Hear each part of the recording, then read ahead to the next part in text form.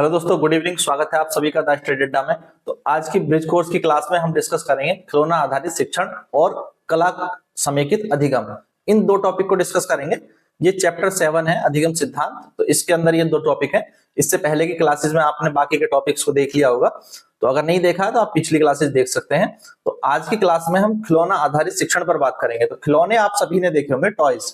ठीक है, टॉयज आपने सभी ने देखे होंगे और बचपन में आपने खिलौनों से सभी ने खेला होगा। और आज भी कक्षा में जो है खिलौनों को प्रयोग किया जाता है सिखाने के लिए, सीखने के लिए। बहुत अच्छा माध्यम होते हैं सीखने का।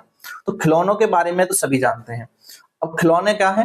जैसे कोई खिलौना हो सकता है, कोई कार या कोई ऐसा टॉय जो बच्चे के पास होता है, या कोई मॉडल भी आपका खिलौने के रूप में प्रयोग हो सकता है। तो यहाँ पर हम मॉडल जो प्रयोग करते हैं उन्हें भी खिलौना शब्द के लिए प्रयोग कर रहे हैं। टॉय तो आप समझते ही हैं, साथ ही साथ मॉडल्स जो होते हैं। इसके अलावा जो कक्षा में पहेलियां पूछी जाती हैं, पहेलियां, इन्हें भी यहाँ पर खेल विधि में ही हम रखते हैं। और कई बार पहेलियां जो है कुछ सामग्री से जुड़ी हो सकती हैं, खेल सामग्री जो स्कूल में मौजूद होती है। ठीक है, गेम्स के लिए जो एक्टिविटीज के लिए आती हैं, ये सब किसमें आते हैं? इनके द्वारा जो शिक्षण है वो सब आता है खिलौना आधारित शिक्षण में। यानी आपके खिलौने हो गए, मॉडल हो गए, पहेलियां हो गई, खेल सामग्री हो गई। इनके साथ जब हम सीखने का अवसर बच्चे को दे रहे हैं तो कौन सी विधि का प्रयोग कर रहे हैं? खिलौना आधारित शिक्षण विधि का प्रयोग कर रहे हैं। तो खिलौना आधारित शिक्षण विधि में क्या क्या चीजें हो सकती हैं ये तो आप समझ गए, अन्य चीजें भी हो सकती हैं। अब ये शिक्षण विधि मानती है कि बच्चे जो है खेल खेल में सीखते हैं। खिलौना आधारित शिक्षण में सीधी सी बात है, किस पर बल दिया जाएगा? खेल खेल में सीखने पर बल दिया जाएगा। बहुत आसान है। तो इससे बच्चा कैसे सीखेगा, उसका अधिगम कैसे होगा, लर्निंग यानी सीखने का प्रोसेस कैसे होगा? वो रोचक ढंग से होगा। और जब रोचक ढंग से बच्चा सीखेगा, मनोरंजक तरीके से सीखेगा, सीखना स्थायी होगा। यानी वो चीजों को बहुत जल्दी भूलेगा नहीं और उसे चीजें अच्छे ढंग से याद रहेंगी। अब क्योंकि खेल क्या है? खेल तो बच्चों का कार्य है।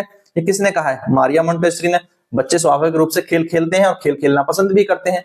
तो अगर खेल खेल में सिखाया जाए तो वो रोचक ढंग से सीख सकेंगे, मनोरंजक ढंग से सीख सकेंगे और सीखना उनके लिए बोझ नहीं होगा। तो सीखने की प्रक्रिया के बारे में ये कहा गया। कुछ उदाहरण भी दिए गए, ये आप लिख सकते हैं। अब खिलौना आधारित शिक्षण में हम बात करें तो उससे क्या होता है? खिलौना आधारित या खेल गतिविधि के माध्यम से जो सिखाते हैं तो सीखना जो है सरल होता है। जटिल नहीं होता, सरल होता है, मनोरंजक होता है।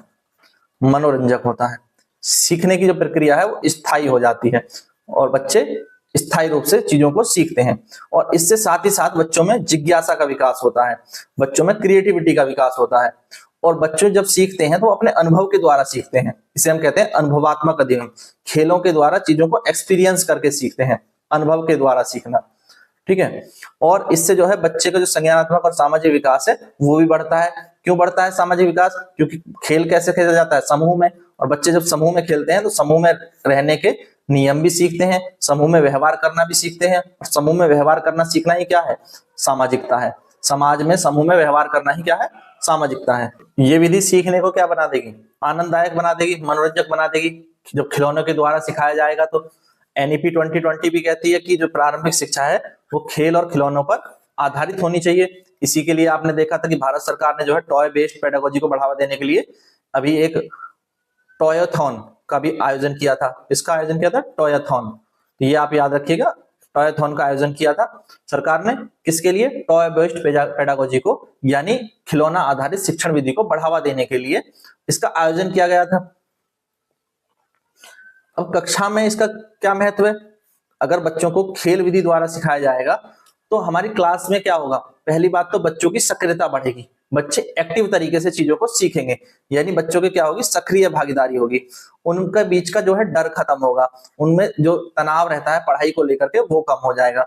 और जो कॉन्सेप्ट्स हैं वो और ज्यादा क्लियर होंगे, स्पष्ट होंगे और स्थायी होंगे। क्योंकि कॉन्सेप्ट यहाँ पर बच्चा रोचक ढंग से और पूरे सक्रिय तरीके से सीखेगा। जब बच्चा रोचक ढंग से और सक्रिय तरीके से सीखता है तो उसके जो कॉन्सेप्ट्स हैं वो क्लियर भी होते हैं, स्पष्ट हो जाते हैं इसका मतलब, और स्थायी भी होते हैं।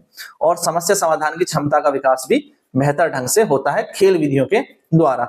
जिन प्याजे ने भी कहा है बच्चा खेल के माध्यम से अपने अनुभवों को समझता है और उनसे वो सीखता है।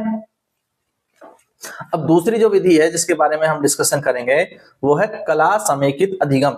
कला समेकित अधिगम का मतलब है कि टीचिंग में संगीत, चित्रकला, नृत्य, नाटक आदि जितनी भी कलाएं हैं इन सबको जोड़ा जाए। यानी पढ़ाई के साथ साथ बच्चों को ये सब विधाएं भी सिखाई जाएं, जिसमें आर्ट है, पेंटिंग्स हैं, पेंटिंग हो गया, म्यूजिक हो गया, ठीक है, और कोई डांस हो गया, ड्राइंग हो गई, वो तो पेंटिंग में ही आ गया। तो ये जो सब कलाएं हैं इन्हें पढ़ाई के साथ जोड़ करके सिखाना और अन्य विषयों के साथ जोड़ करके सिखाना ही क्या है, कला समेकित अधिगम है। यानी आर्ट इंटीग्रेटेड लर्निंग हम उसको कहते हैं, आर्ट इंटीग्रेटेड लर्निंग, कला समेकित अधिगम। तो इससे अधिगम क्या होगा, रचनात्मक हो जाएगा, क्रिएटिव हो जाएगा। जो बच्चे कला में अधिक रुचि लेते हैं वो ज्यादा क्रिएटिव होते हैं, ये आपने जरूर सुना होगा।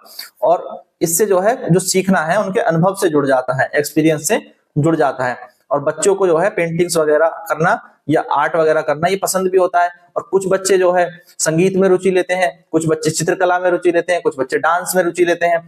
तो सबकी रुचि भी अलग अलग हो सकती है। तो इससे जब बच्चे अपनी रुचि अनुसार सीखते हैं तो वो अच्छे ढंग से, बेहतर ढंग से, रोचक ढंग से सीख पाते हैं।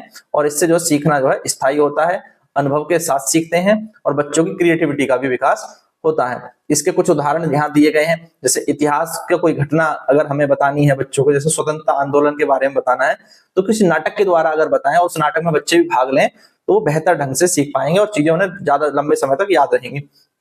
विज्ञान में अगर जल चक्र को बताना है तो कोई मॉडल के द्वारा चित्र बना करके सिखा सकते हैं या मॉडल के द्वारा सिखा सकते हैं।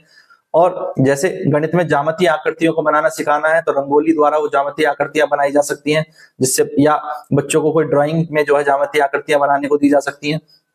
ये ज्यामितीय आकृतियों के कार्ड जो है वो उनको कट करने के लिए दिए जा सकते हैं कि इन ज्यामितीय आकृतियों को इस कार्ड में कट करके दिखाएं।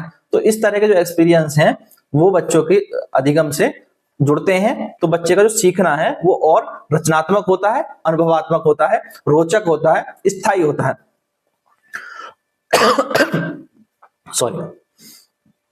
शिक्षा में रचनात्मकता का विकास होगा, पहली बात तो क्रिएटिविटी बढ़ेगी। दूसरा, विभिन्न विषय जो हैं उन्हें बच्चे कला से जोड़ करके पढ़ेंगे तो आसानी से समझ पाएंगे और विभिन्न विषयों को आपस में जोड़ लेंगे। और इससे जो है बच्चे का जो अपने आप को अभिव्यक्त करने की क्षमता है वो भी बढ़ती है।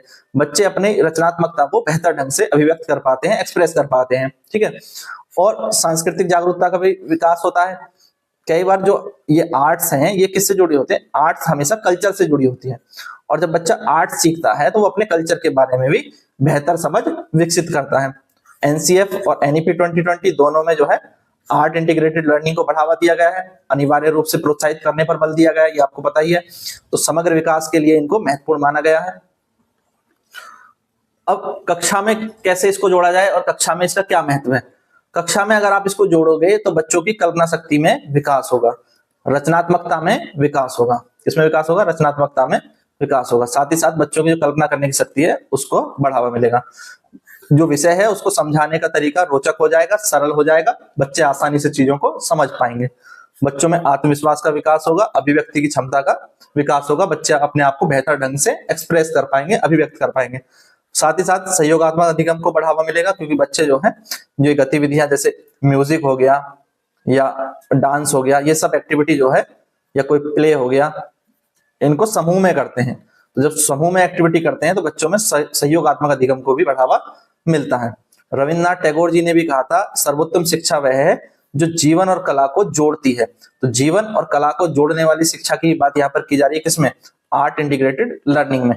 यानी जीवन के वो महत्वपूर्ण बातें हम किससे सीखें, कला में प्रयोग करके सीखें या कला में प्रयोग होने वाली विधियों के द्वारा सीखें, ठीक है। तो इस तरह से सीखना जो है वो और ज्यादा कारगर हो जाता है, इफेक्टिव हो जाता है। तो आज की क्लास में हमने बहुत दो छोटे छोटे टॉपिक्स पर बात की, एक तो खिलौना आधारित शिक्षण पर, एक कला समेकित अधिगम पर। यानी खिलौनों के द्वारा शिक्षण कैसे होगा और वो क्यों महत्वपूर्ण है कक्षा में, और कला द्वारा शिक्षण क्यों महत्वपूर्ण है कक्षा में और वो कैसे होगा, यानी ये क्या है। बहुत छोटे से टॉपिक थे, आई होप आपको समझ में आ गए होंगे। एक छोटा सा डिस्कशन हमने इसके बारे में कर लिया। तो वीडियो को शेयर कर दीजिएगा अपने सभी दोस्तों के साथ, जो भी जो है ब्रिज कोर्स की तैयारी कर रहे हैं उन सबके साथ शेयर कर दीजिए और वीडियो को लाइक कर दें और चैनल को सब्सक्राइब करना ना भूलें। Thank you, thanks for watching.